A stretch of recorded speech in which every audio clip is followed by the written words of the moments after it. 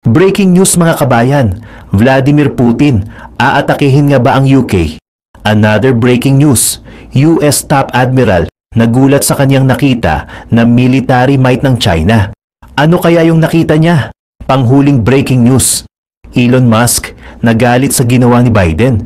Bago natin umpisahan, baka pwede pa like ng video na ito. Malaking bagay ang like sa aming mga content creators. Maraming salamat po.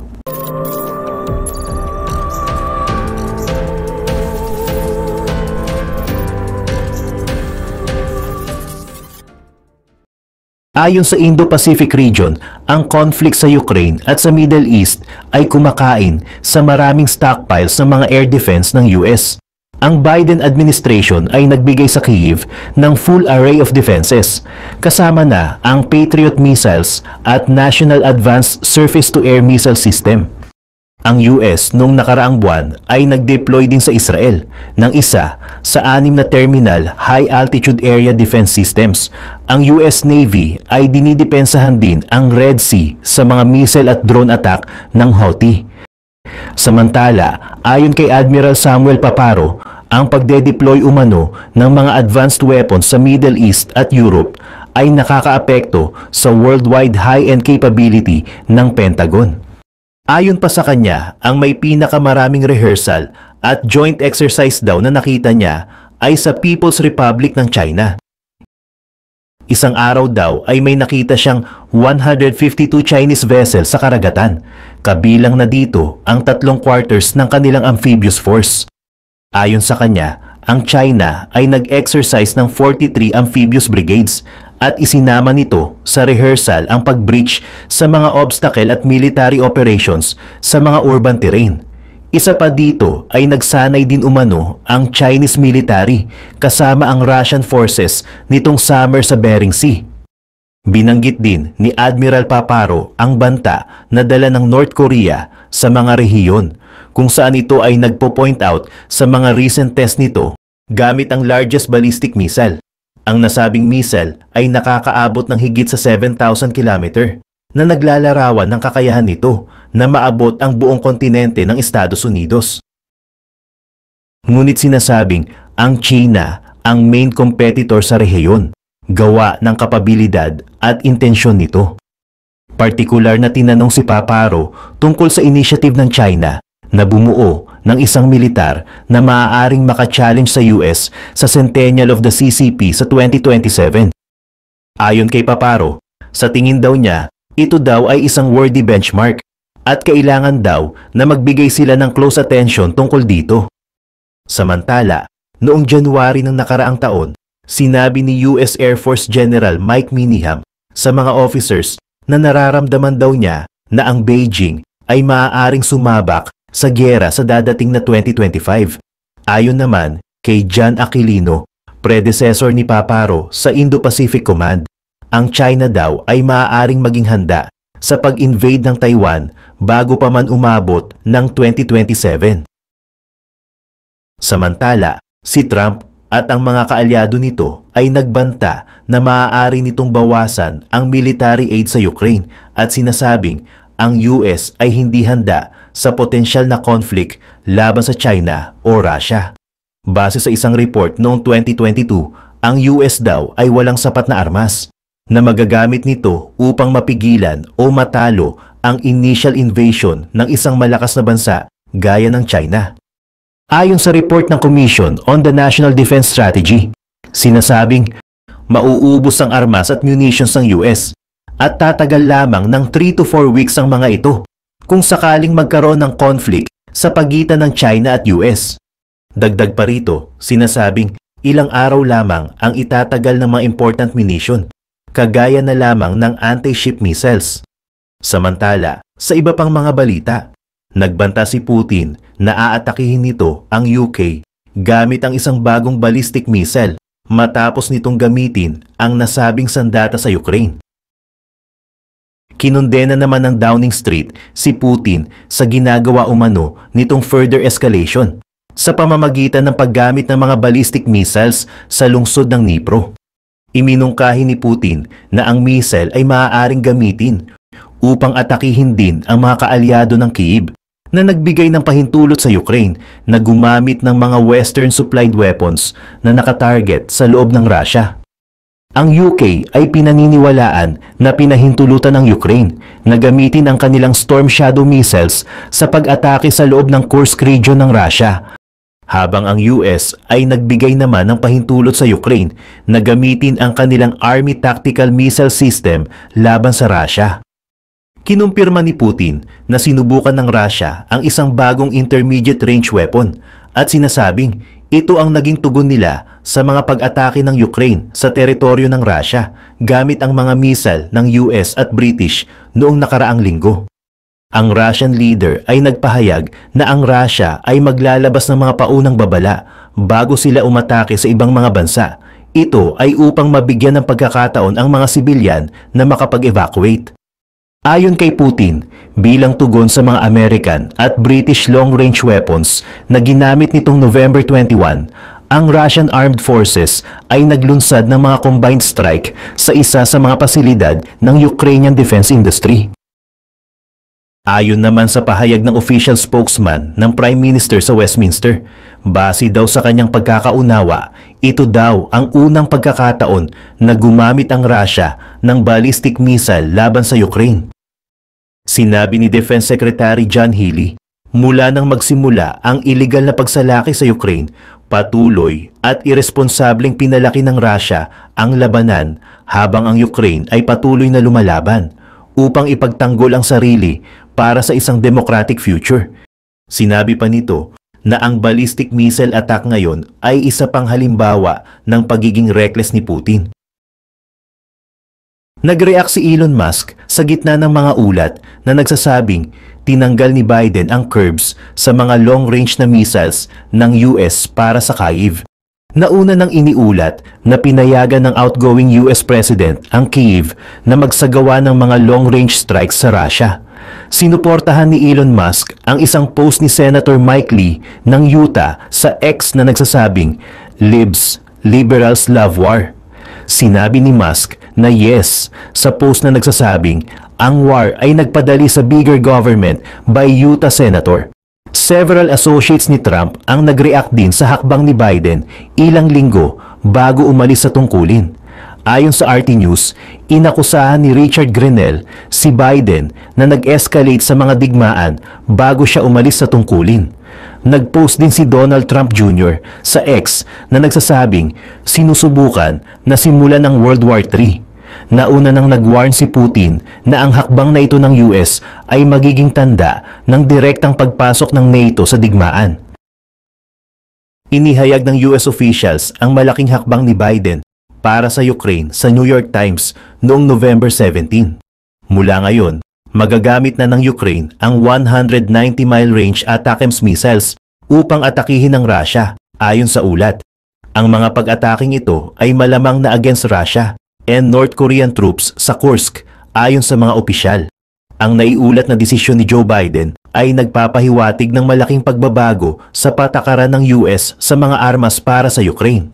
Ang kanyang hakbang ay dumating 2 buwan bago ang departure ni Biden from the White House as president. Notably, nangako ang President-elect na si Donald Trump na limitahan ang support para sa Kyiv. Nangako rin si Trump na wawakasan ang Ukraine war soon as he returns as president. Anong ginagawa ng mga sundalong North Korean sa Kursk, Russia? Parang kakaibang view, di ba? Mga sundalo mula sa isa sa pinakalihim na rehimen sa buong mundo. Naroon sa Russia, libu-libong milya ang layo sa gitna ng giyera laban sa Ukraine. Pero ang paliwanag sa likod nito ay kasing gulo ng mismong tanong. Isang alyansa sa pagitan ni Vladimir Putin at Kim Jong-un ang tila nagdadala ng Cold War politics sa 21st century. Kaya ano nga ba ang dahilan? Ideolohiya ba ito? Estratehiya? O baka namang isang desperadong hakbang? Paano nga ba nagkaroon ng ganitong hindi inaasahang alyansa? Magandang tanong. Lalo na't hindi namang interesadong sakupin ng North Korea ang Ukraine.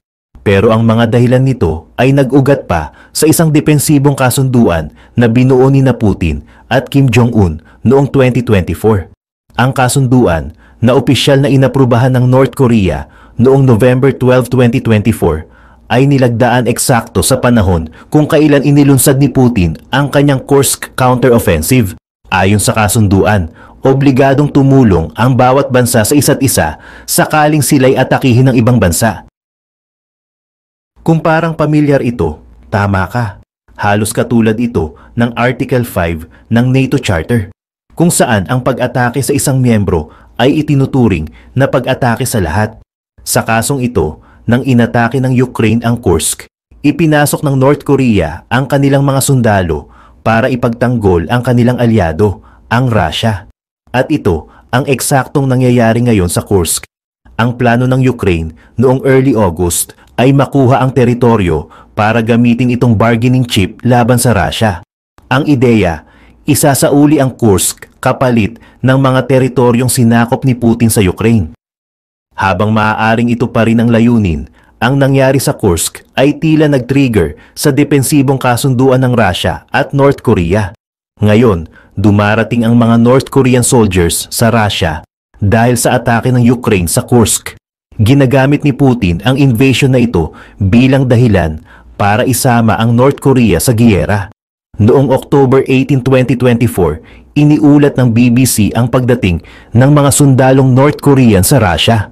Ayon sa nangungunang ahensya ng espiya ng South Korea, humigit kumulang 1,500 na sundalo ang ipinadala ni Kim Jong-un. Pero ayon naman kay Volodymyr Zelensky, ang impormasyon ng intelligence ng Ukraine ay nagsasabing nasa 10,000 na ang dumating. Ang mga ulat mula sa South Korean media ay nagbigay pa ng mas mataas na bilang, umaabot ito sa 12,000. Ngayon, tila tama ang ulat ni Zelensky o ng South Korean press. Ayon sa Kyiv Independent, ang bilang ng mga North Korean soldiers na nasa Russia ay higit sa 10,000. Karamihan sa kanila ay ipinadala sa isang napaka-espesipikong lokasyon sa Russia. Ayon kay Pentagon spokesperson Vedant Patel, ngayon, kumpirmado naming higit sa 10,000 North Korean soldiers ang ipinadala sa silangang bahagi ng Russia. At karamihan sa kanila ay nasa far western Kursk Oblast. Doon sila nagsimulang makilahok sa combat operations kasama ang Russian forces. Dagdag pa ni Patel, tinuturuan ang mga North Koreans gumamit ng artillery, drones at iba't ibang combat skills tulad ng trench clearing. Ang trench clearing ay isang critical na skill sa giyera, lalo na sa Kursk kung saan mabigat ang paggamit ng trenches at fortifications na itinayo ng Ukraine. Dahil dito, nagiging mas malaking banta ang presensya ng North Korean soldiers para sa Ukraine. Pero hindi pa dito natapos ang masamang balita. Noong November 10, 2024, iniulat ng The New York Times na hindi lamang ang 10,000 o 12,000 na sundalo ng North Korea ang dapat alalahanin ng Ukraine. May mas malaking plano si Putin, isang kontraopensiba na binubuo ng pinagsamang puwersa ng Russian at North Korean soldiers na aabot sa 50,000 na sundalo. Dahil sa pagsali ng North Korea, nagawa ni Putin na bumuo ng malaking puwersa nang hindi kinakailangang tanggalin ang kanyang mga sundalo mula sa mga ongoing offensives sa Donbas. Handa na ang Russia na magsimula ng isang giyera sa maraming front, isang estratehiya para mapanatili ang pokus sa Ukraine habang tinataboy ang mga mananakop sa Kursk Oblast. Ganito ang narrative na pilit na itinutulak ni Putin at ng Kremlin. Ayon sa The New York Times, ang napakalaking kontraopensiba ay magsisimula sa mga susunod na araw at nagkatotoo ang prediksyong ito noong November 12, 2024. Iniulat na ipinadala na ni Putin ang 50,000 na sundalo patungo sa Kursk upang muling bawiin ang Russian territory. Ang layunin, makamit ang isang glorious victory para maibalik ang tiwala ng mga tao sa Russia. Pero hindi ito naging madali. Ang kontraopensiba ng Russia ay nagsisimulang gumuho habang unti-unting winawasak ng Ukraine ang mga puwersa nito. Bagamat malaki ang bilang ng mga sundalo ng Russia at North Korea, may mga malinaw na problema. Ayon sa intelligence ng Ukraine, halos isang buwan lang ang training ng mga North Korean soldiers sa paggamit ng Russian weapons. Dahil dito, mas maganda sa papel ang plano ni Putin kaysa sa aktwal na labanan. At mabilis na pinatunayan ito ng Ukraine. Unti-unting bumagsak ang unang wave ng kontra-opensiba ng Russia na muling naglalantad sa kakulangan ng estratehiya ni Putin. Ang unang senyales ng pagbagsak ng Russian counter-offensive ay lumabas sa social media platform na Reddit. Isang user na may username na CapableLaw7184 ang nagbahagi ng artikulo mula sa Kyiv Post na nagsasabing ang unang pag-atake ng Russia sa Kursk ay isang Black Day para sa kanila. Sa masusing pag-aaral ng artikulo, mas marami pang detalye ang naibunyag. Ayon sa Kyiv Post, noong November 12, nagsimula ang Russia ng isang malakas na opensiba. Ipinadala ang buong batalyon para atakihin ang 47th Separate Mechanized Brigade sa Kursk. Ayon sa press officer ng brigada, si Anastasia Blyshchik, naging napakasama ng resulta para kay Putin at sa kanyang pilit na binuong grupo ng mga sundalo at armored vehicles. Kahapon ay tunay na Black Day para sa mga Russian occupiers na sumubok umatake ng 5 hanggang 6 na wave. Sabi ni Blyshchik, sinubukan ng mga Russian na umatake gamit ang mga sasakyang militar, mga paratrooper at sinubukang sakupin ang mga bayan ng Ukraine, dagdag niya. Pinatunayan din niyang nawasak ng Ukraine ang 10 unit ng mga armored vehicle ng Russia.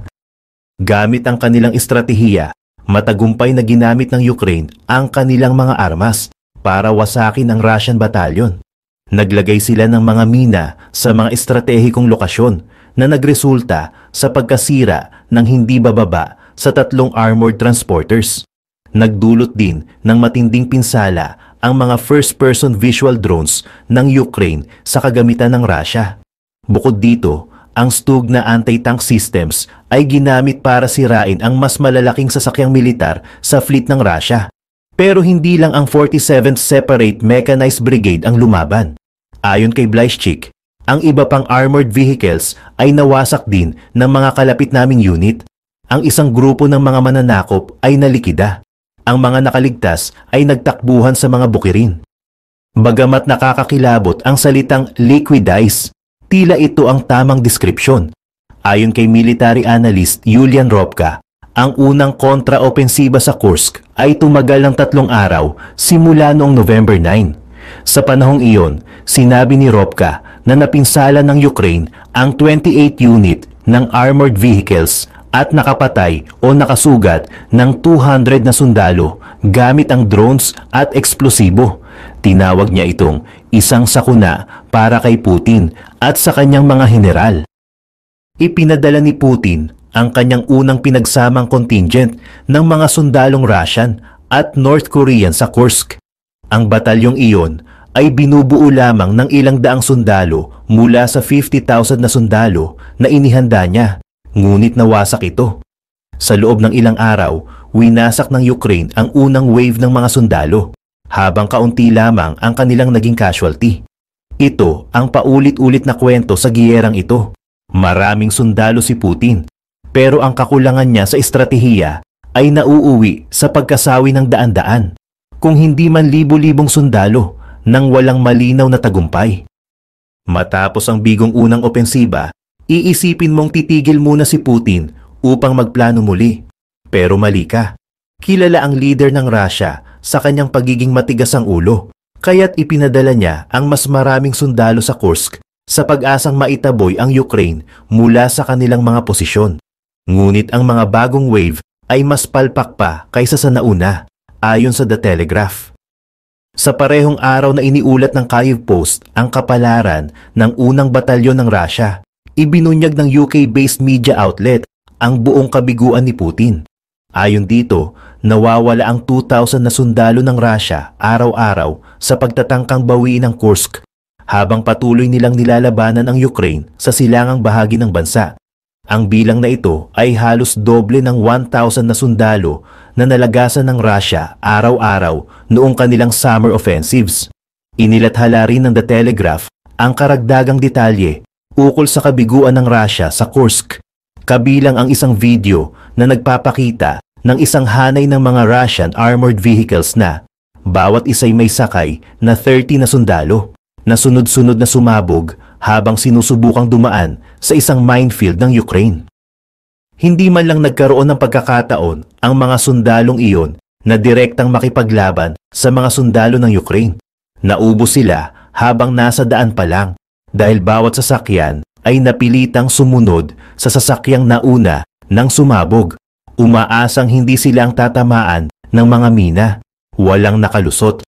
May mga update din tungkol sa kill count ng Ukraine. Ayon sa Ukrainian blogger na Deep State, ang ilan sa mga unang laban ay naganap sa isang baryo na tinatawag na Novoevonovka, mga 10 miles mula sa Sudza, na ginagamit ng Ukraine bilang command center sa Kursk. Patuloy ang sagupaan sa lugar, ngunit pabor lahat sa Ukraine.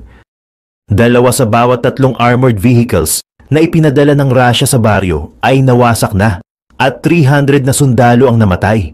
Sa kabila ng ebidensyang ito, pinipilit pa rin ng mga Russian military bloggers na matagumpay ang Kursk counter-offensive ni Putin. Sa Telegram, ang channel na 2 Mages ay nag-claim na pumapalya ang kagamitan ng Ukraine.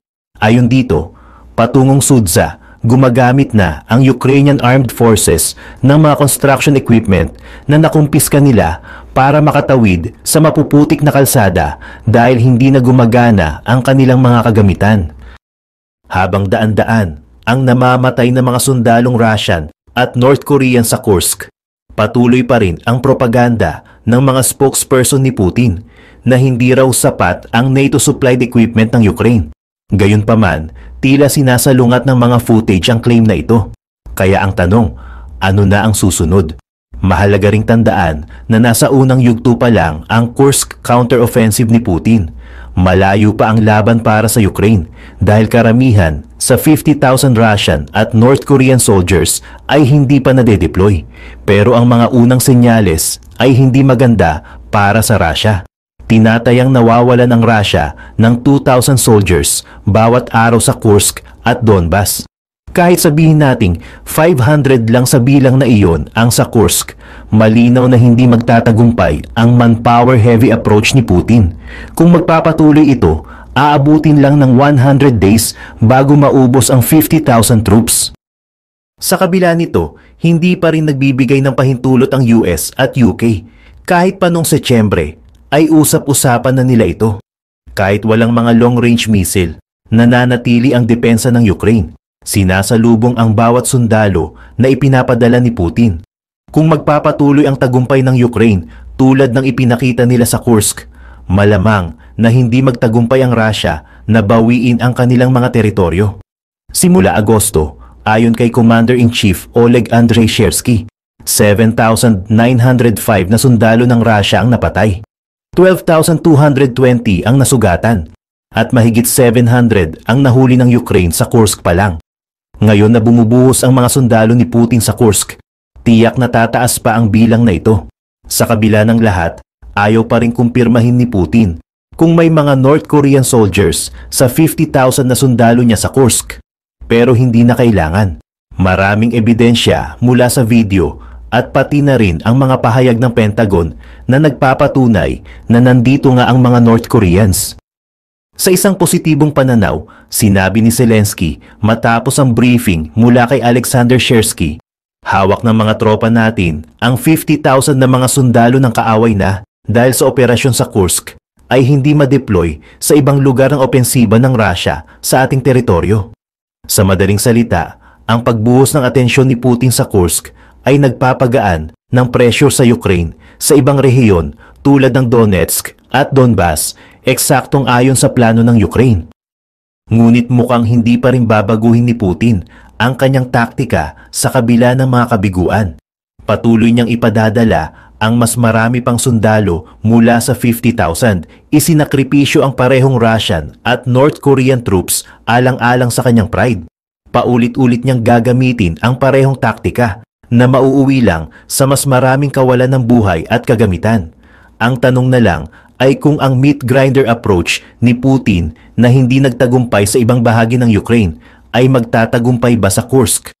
Early evidence ang nagsasabing hindi ito magtatagumpay. Pero ano sa tingin mo ang magagawa pa ng Ukraine sa Kursk? Mapipilay ba ni Putin ang pinagsamang sundalo ng Russia at North Korea bago pa nila mabawi ang Kursk? Payagan na kaya ng US at UK ang Ukraine na gamitin ang kanilang long-range missiles para salakayin ang mga kampo ng kaaway? Ibahagi ang inyong opinyon sa comment section. Salamat sa patuloy na pagsuporta sa aming video.